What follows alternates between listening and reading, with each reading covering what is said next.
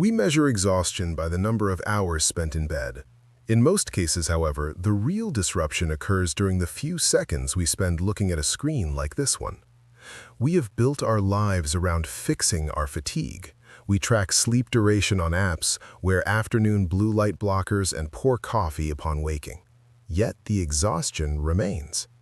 These behaviors fail because they operate in direct opposition to our actual biology. Your sleep-wake cycle is a flawless internal system governed by two distinct forces.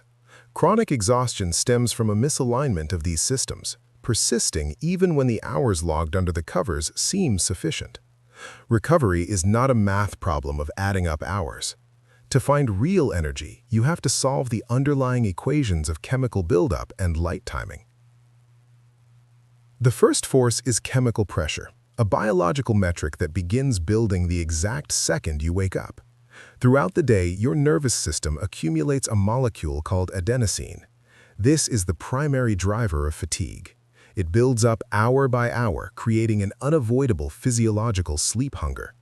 Caffeine acts as an antagonist, parking in the exact slot where adenosine goes. It prevents fatigue by physically blocking adenosine from entering the receptor.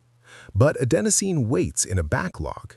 When caffeine degrades, the accumulated molecules flood the system simultaneously, causing an overwhelming crash. Caffeine is merely borrowing wakefulness from later in the day.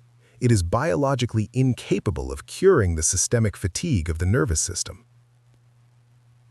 The second force is the circadian clock.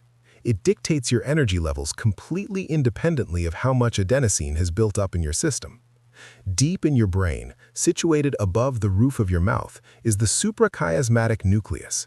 This is your master clock, responsible for synchronizing the rhythm of every cell in your body.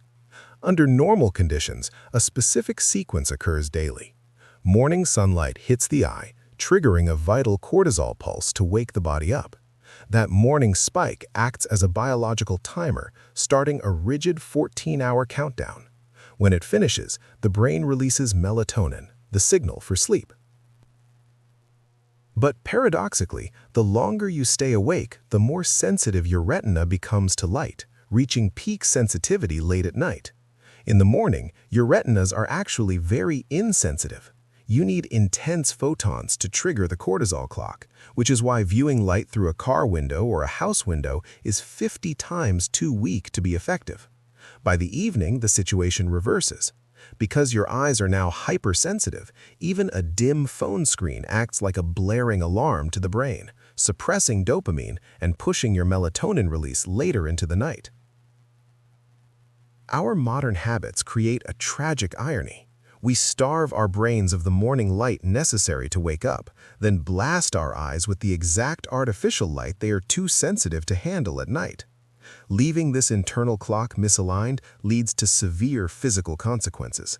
If you miss the morning light, your cortisol peak shifts into the late evening. This 8 p.m. cortisol spike is a documented biological signature of depression, anxiety disorders, and cardiovascular disease. To anchor your system, step outside within 60 minutes of waking. You need 2 to 10 minutes of direct exposure without windows blocking the photons. Next, delay your caffeine intake by 90 to 120 minutes. This allows your natural cortisol pulse to peak and lets the residual adenosine from the previous night clear out on its own. Finally, protect your hypersensitive evening retinas. Use only dim, warm-toned lights placed physically low to the floor. This avoids activating the neurons in your lower retina that respond to light from the upper visual field. It is biologically impossible to wrestle the mind into sleep using just the mind.